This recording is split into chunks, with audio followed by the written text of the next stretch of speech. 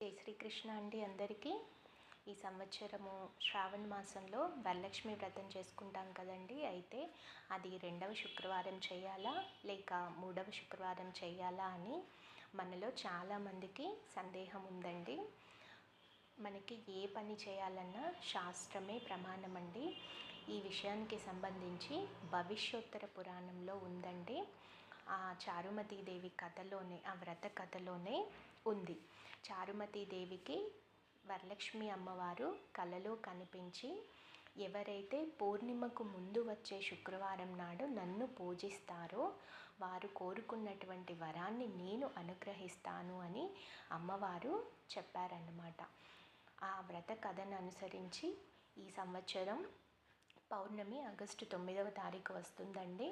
అంటే దానికి ముందు వచ్చే శుక్రవారం ఆగస్టు 8వ తారీఖు రోజు మాత్రమే వరలక్ష్మి వ్రతాన్ని ఆచరించాలి. దానికి ముందు ఆచరించకూడదు.